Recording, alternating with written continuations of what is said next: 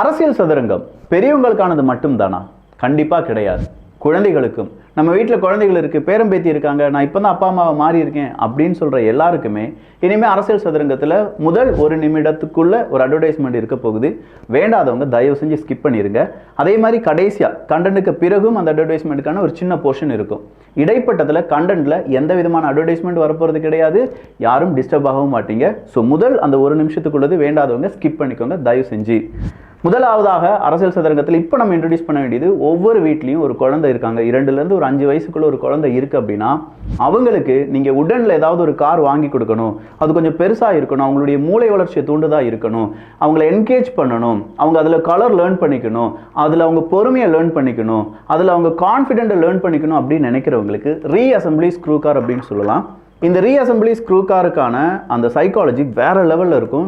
நீங்கள் உங்களுக்கு தெரிஞ்ச ஏதாவது குழந்தைகள் டாக்டர்ஸ் இருந்தாங்கன்னா அவங்கக்கிட்ட இந்த ரீஅசம்பிளி ஸ்க்ரூ காரில் இருக்கக்கூடிய கலர் லேர்னிங்காக இருக்கட்டும், அதில் ஒரு போலை போட்டு அதுக்குள்ளே ஒரு சுத்தியல் இருக்குது, அந்த சுத்தியலை வச்சு அடிக்கிறதா இருக்கட்டும், இது எல்லாமே குழந்தையினுடைய அந்த வயதுக்கான மூளை வளர்ச்சிக்கு ரொம்ப முக்கியமானது.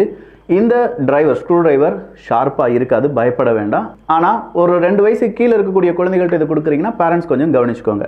இந்த ரீஅசம்பிளி ஸ்க்ரூ காரில் 4 பால்ஸ், ஒரு ஹேமர், ஒரு ஸ்க்ரூ டிரைவர், நிறைய ஸ்க்ரூ, இதை டிஃப்ரெண்ட் ஷேப்பில் இதை செய்யலாம். ஒட்டுமொத்தமாக 599 ரூபாய்க்கு இந்த ஸ்க்ரூ கார் கிட்ஸ் பெஸ்ட்டில் கிடைக்க போகுது. எங்கே வேணாலும் சர்ச் பண்ணிக்கோங்க. இதை விட கூடுதலான குவாலிட்டி உங்களால் வாங்க முடியாது, ஆனால் இந்த விலைக்கு வாங்கவும் முடியாது. ஸோ வேணுங்கிறவங்க லிங்க் கீழே டிஸ்கிரிப்ஷனில் இருக்குது. ஒரு தடவை வாங்கி அந்த குவாலிட்டியை ஃபீல் பண்ணிட்டீங்கன்னா கண்டிப்பாக கிட்ஸ் பெஸ்ட்டி நீங்கள் விடவே மாட்டீங்க.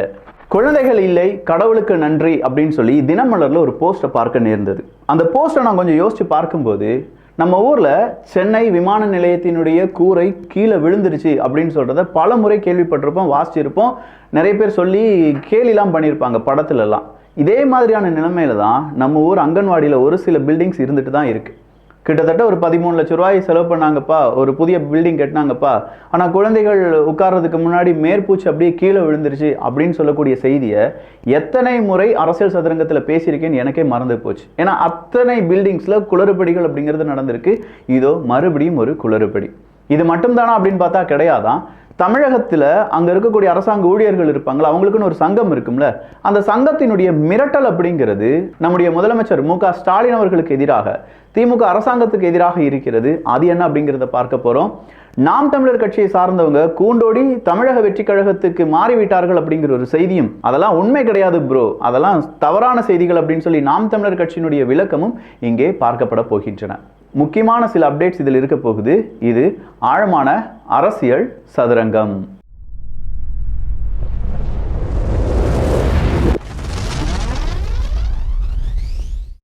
தமிழ்நாட்டு அரசாங்க ஊழியர்கள் சங்கம் அப்படின்னு சொல்லும்போது, இந்த சங்கத்தை சார்ந்த சில நபர்கள் ஏன் இப்போ மு.க. ஸ்டாலின் அவர்கள் மீதும் திமுக அரசாங்கத்தின் மீதும் கடுமையான விமர்சனங்களை வச்சிருக்காங்க?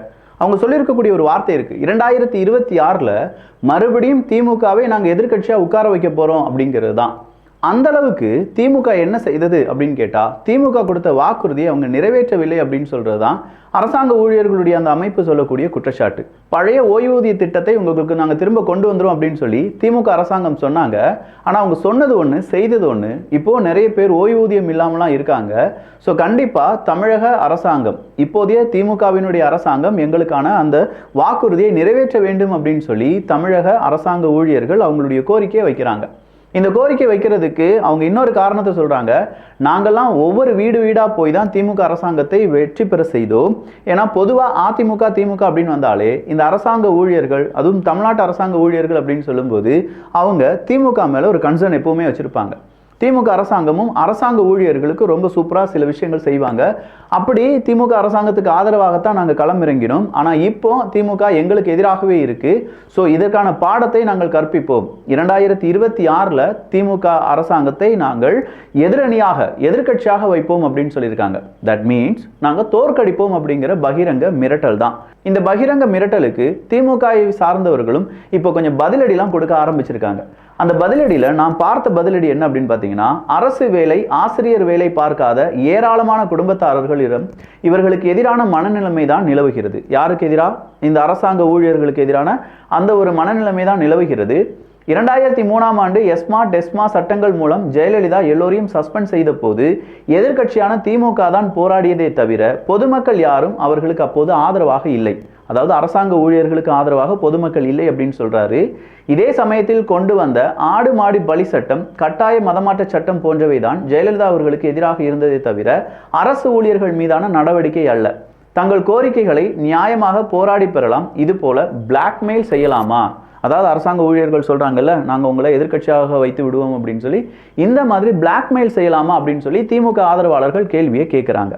அதுக்கு கீழே அரசாங்க ஊழியர்கள் இல்லை அவங்க கேட்கறது நல்லதுதான்ப்பா அப்படின்னு சொல்றவங்க என்ன சொல்றாங்கன்னா, அவர்கள் கொடுத்த தேர்தல் வாக்குறுதியை தான் நிறைவேற்ற கேட்கிறார்கள். 3 வருடங்கள் முழுமையாக ஓடிவிட்டது, இன்னும் நிறைவேற்றவில்லை என்றால் என்னதான் ஆவது அப்படின்னு சொல்லி உண்மையான ஆதங்கத்தையும் சில நபர்கள் இந்த மாதிரியான பேச்சில் டிஸ்கஸ் பண்றாங்க. அடுத்ததா ஒரு நபர் கேட்டிருக்காரு, இந்த வாக்குறுதிகளை கொடுத்தது யார்? இவரை யாராவது வாக்குறுதி கொடுக்க சொன்னார்களா? வாக்கு கொடுத்தால் அதை காப்பாற்றுவது கலைஞர் மட்டுமே. வாக்கு கொடுத்தும் அதை காக்க முடியாதவர் முதல்வர் தளபதி மட்டுமே என்பது தமிழ்நாட்டு வரலாற்றில் பொன் எழுத்துக்களால் பொறிக்கப்பட இருக்கிறது அப்படின்னு சொல்றாங்க. ஸோ இந்த இடத்துல கண்டிப்பாக அவங்க திமுகக்கு எதிராக பேசல அப்படிங்கிறது நம்ம பார்த்துறோம். ஏன்னா கலைஞர் அவர்கள் சொன்ன வாக்குறுதியை செய்து காண்பிப்பார் அப்படின்னு சொல்லியிருக்காங்க.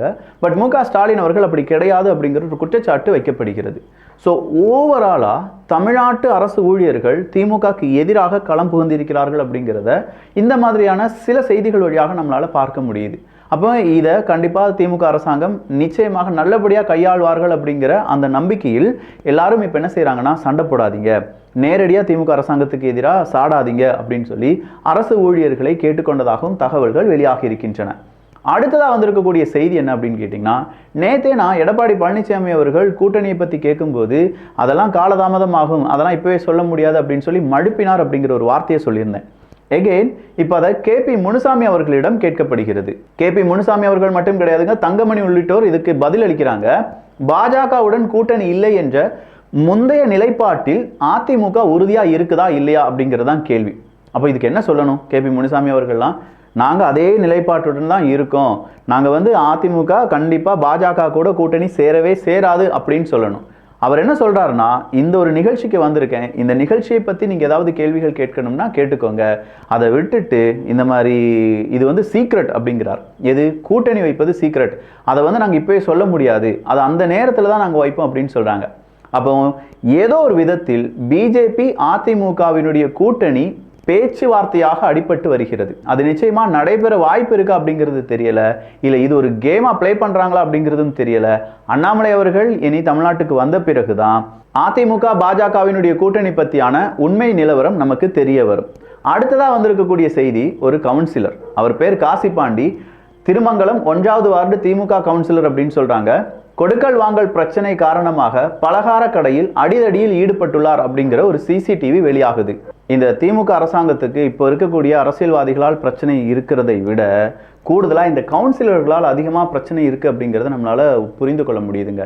ஸோ திமுகவினுடைய அரசாங்கம், திமுகவினுடைய ஐடி விங் இந்த மாதிரி கவுன்சிலர்களுடைய புருஷன்களை கொஞ்சமாக கட்டுப்படுத்தி வச்சிங்கன்னா இன்னும் கொஞ்சம் நல்லா இருக்கும் அப்படிங்கிறது நம்முடைய சாதாரணமான ஒரு வேண்டுகோள் தான். ஏன்னா இப்போ CCTV ஃபுட்டேஜ் வெளியாகுது, இதை எதிர்க்கட்சி பார்த்துட்டு பார்த்தீங்களா அவங்களுடைய ஆட்சி அதிகாரத்தில் இருக்கும்போது என்னெல்லாம் செய்கிறாங்கன்னு சொல்லி வீடியோவை பரப்பி விட்டுட்டு இருக்காங்கயா, அதனால தான் சொல்கிறேன்.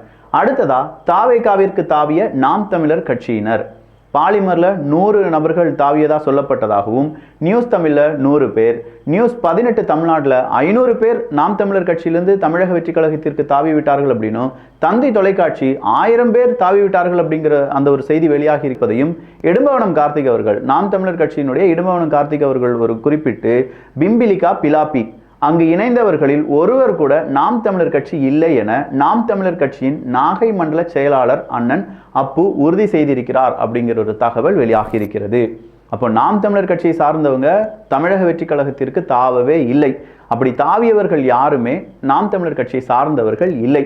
இது ஒரு ஃபேக்கான செய்தி அப்படின்னு சொல்லி இடும்பவனம் கார்த்திக் அவர்கள் சொல்லும்போது கண்டிப்பா இல்லை, நாம் தமிழர் கட்சியில சலசலப்பை தமிழக வெற்றி கழகம் ஏற்படுத்தி விட்டது அப்படிங்கிறத சாட்டை துரைமுருகன் அவர்களுடைய, நாம் தமிழர் கட்சியினுடைய முக்கிய பொறுப்பாளர் சாட்டை துரைமுருகன் அவர்களுடைய சில காணொளிகள் வழியாக தெரிந்து கொள்ளலாம். அதுல பரதேசி அப்படின்னு சொல்லி பண்ணி மேஞ்ச மாதிரி இல்ல ஒட்டுமொத்தமா விஜய் ரசிகர்களை கொச்சைப்படுத்தின வார்த்தைகளை பேசியிருக்கிறார் சாட்டை துரைமுருகன் அவர்கள். திரையரங்குக்குள்ள பட்டாசு கொடுக்குறான் பரதேசி பையன், அவனை கண்டிக்க மக்கள் நாட்டை திருத்த போறாங்க. திரையரங்கு கூட ரோகிணி தேட்டர்ல பட்டாசு விட்டாங்க இல்லையா? ஒரு ஒரு ஏதோ ஒரு குப்பை படம் வாரிசு ஒரு படம், அந்த படத்தோட ட்ரெய்லர் லான்ச்ல தியேட்டர்ல சேர போற மொத்தமா நாசம் பண்ணான். அவர் சொல்ற வார்த்தைகளை கொஞ்சம் கவனிச்சிங்கன்னா எந்த அளவுக்கு அவர் பாதிக்கப்பட்டிருக்காரு, எந்த அளவுக்கு தமிழக வெற்றி கழகம் அவரை இவ்வளோ பேச வச்சிருக்கு அப்படிங்கிறதான். தளபதி அப்படின்னு சொல்றதையே ரொம்ப வித்தியாசமா சொல்லியிருக்காரு. அது ஒரு அரசியல்வாதிக்கு ஏற்புடையதல்ல. அது ஒரு மூன்றாம் தர பேச்சாளர்கள்லாம் இருப்பாங்கல்ல, இப்போ சிவாஜி இல்லாட்டி வேற நிறைய யூடியூபர்ஸ்லாம் இருக்காங்கன்னு வச்சுக்கோங்களேன், அவங்களாம் அப்படி பேசலாம்.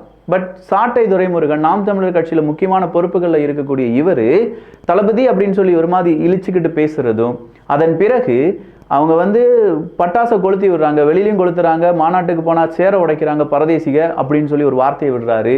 அடுத்தது அவர் என்ன சொல்றாருன்னா, ரோஹிணி தேட்டருக்குள்ள பட்டாசு கொளுத்தி போட்டு வெளியில வரும்போது பண்ணி மேய்ஞ்ச மாதிரி அந்த இடத்த மாற்றி வச்சிடுறாங்க அப்படின்னு சொல்றதும், அதுவும் ஒரு குப்பை படத்தை பார்க்க வந்தாங்க அப்படின்னு சொல்லி அந்த குப்பை படமா வாரிசு அப்படிங்கிற படத்தை அவர் சொல்றதும் இங்கே பார்க்கப்படுகிறது. ஸோ இவர் சொன்னதுல விஜய் அவர்களுடைய ரசிகர்கள், தமிழக வெற்றி கழகத்தில் தொண்டர்கள் எல்லாருமே பரதேசி அப்படின்னும், அது இல்லாம பண்ணி மேய்ஞ்ச மாதிரி அப்படின்னா அவங்கள பண்ணி அப்படின்னும் இப்படி ஒட்டுமொத்தமா கொச்சையாக பேசிய இதே நாம் தமிழர் கட்சியினுடைய சாட்டை துரைமுருகன் அவர்கள் கொஞ்சம் மாதங்களுக்கு முன்னாடி வாரிசு திரைப்படம் அப்படிங்கிறது வெளியாகுதுப்பா. அப்படி வெளியாகும் போது அவர் என்ன பேசியிருக்கார் அப்படிங்கிறத அந்த வீடியோவை உங்ககிட்ட நான் இணைப்புடன் காண்பிக்க விரும்புகிறேன். குடும்பத்தோட குறிப்பா குழந்தைங்களோட ஒரு 3 மணி நேரம் போயிட்டு மகிழ்ச்சியா சிரிச்சு என்ஜாய் பண்ணிட்டு வரலாம் அப்படின்னா அதுக்கு வாரிசு மிகச்சிறந்த படம். சோ இதுல என்ன சொல்றாரு, பொங்கலுக்கு நல்ல நகைச்சுவையாக குடும்பத்துடன் பார்க்க முடிந்த ஒரு நல்ல திரைப்படம் வாரிசு அப்படின்னு சொல்லி அவர் சொல்றாரு. அதே வாரிசு திரைப்படத்தை குப்பை அப்படின்னு சொல்றாரு மறுபடியும் சாட்டை துரைமுருகன் அவர்கள். இதுதான் அரசியல், இவ்வளவுதான் அரசியல். நாகரிக அரசியலை நாங்கள் மேற்கொள்கிறோம் அப்படின்னு சொல்ற நாம் தமிழர் கட்சியில இந்த மாதிரி முக்கிய பொறுப்புகளில் இருக்கக்கூடிய நபர்கள் கூட நாகரிக அரசியலிருந்து விடுபட்டு நார்நாரா கிழிக்கக்கூடிய அரசியலில் ஈடுபட போகிறார்கள் அப்படிங்கிறத 2026 நமக்கு காண்பித்து தரப்போகிறது. இதே சாட்டை துரைமுருகன் அவர்கள் பற்றியும் நாம் தமிழர் கட்சியை பற்றியும் பல முறை நாமளும் புகழ்த்தி பேசியிருக்கோம். நல்லது உள்ளது அப்படியே நம்ம பேசியிருக்கோம். இப்போது நான் சொல்றேன், இந்த தவறுகளை திரித்து கொண்டார்கள் என்றால் நாம் தமிழர் கட்சிக்கு ரொம்ப நல்லது. கொள்கை இருக்கு, நல்ல கோட்பாடு இருக்கு, மிகப்பெரிய அளவில் இளைஞர்களுடைய சப்போர்ட் இருக்கு. தேவையில்லாத இந்த மாதிரியான பிரச்சனைகளை நாம் தமிழர் கட்சி உள்ள கொண்டு இருக்கிற கூட்டத்தை கலைத்து ஆட வேண்டாம் அப்படிங்கிறதான் பலருடைய எதிர்பார்ப்பு. அப்படி நீங்க கலைத்து ஆட ஆரம்பிச்சீங்கன்னா மறுபடியும் கூட்டத்தை ஒன்றிலிருந்து சேர்க்க வேண்டியதாக இருக்கும். அப்படி கலைத்தாடு மாட்டம் தான் உங்களுக்கு பிடிச்சிருக்குன்னா பண்ணி இளிச்சவாயன் இல்லாட்டி பரதேசி அப்படின்னு சொல்லக்கூடிய வார்த்தைகள் நீங்கள் பேசிக்கிட்டே இருங்க. இதற்கான தக்க பதிலடியை அடுத்த கட்சியாக தொடங்கி இருக்கக்கூடிய தமிழக வெற்றி கழகம், அதை சார்ந்து இருக்கக்கூடிய நபர்கள், தொண்டர்கள், ரசிகர்கள் உங்களுக்கு தருவார்கள். ஆனா அந்த பதிலடியை நம்மளால தாங்க முடியுமா? ஏன்னா இவ்வளவு வருஷம் கடுமையா போராடி தான் நாம் தமிழர் கட்சிக்கு இவ்வளவு வாக்குகள் அப்படிங்கிறது வந்திருக்கு. சடார்னி ஒரு நடிகனை நாங்க எதிர்க்கிறோம் அப்படின்னு சொல்லியிருந்தா கூட பரவாயில்ல, நேத்து வர அண்ணன் தம்பி அப்படின்னு சொல்லி பாசமா உருகிக்கிட்டு இன்னைக்கு உங்களுக்கு எதிரான கொள்கையை அவங்க சொல்லிட்டாங்க அப்படின்னு சொல்லி இவ்வளவு பெரிய விமர்சனத்தை வைப்பது ஏற்புடையது அல்ல. இதை மக்கள் பார்த்துட்டு இருக்காங்க. நாம் தமிழர் கட்சியை சார்ந்த நீங்க நிறைய பேர் நம்ம சப்போர்ட்டர்ஸ் இங்கே கீழே கமெண்ட்ஸ்ல சொல்லுவீங்க, நான் நாம் தமிழர் கட்சி உங்க சேனலை பார்க்குறேன், நான் திமுக உங்க சேனலை பார்க்குறேன், நான் பாஜக. உங்க மனசாட்சிப்படி சாட்டை துரைமுருகன் அவர்கள் பேசுவதெல்லாம் சரியா அப்படிங்கிறத கீழே கருத்துக்களாக பதிவு செய்யலாம். நான் முதலே சொன்ன மாதிரி நம்ம வீட்டு குழந்தைக்கு மரத்திலான இந்த மாதிரியான டாய்ஸ் ரொம்ப விலை உயர்வு, ஏகப்பட்ட காசு கொடுத்தாதான் மரத்திலான இந்த மாதிரியான ஒரு பஸ் எல்லாம் வாங்க முடியும் நீங்க நினைச்சிட்டு இருந்தீங்கன்னா தப்பு. இது 1000 ரூபா, 1200 ரூபா, 1500 ரூபா, 900 ரூபா, 800 ரூபா இப்படின்னு சொல்ற பல விலைகளில் பல வெப்சைட்ஸில் வித்துட்டு இருக்காங்க. பட் என் வீட்டு குழந்தைக்கு நான் வாங்கும்போது என் மனசில் ஏற்பட்ட வலி இதுதான்.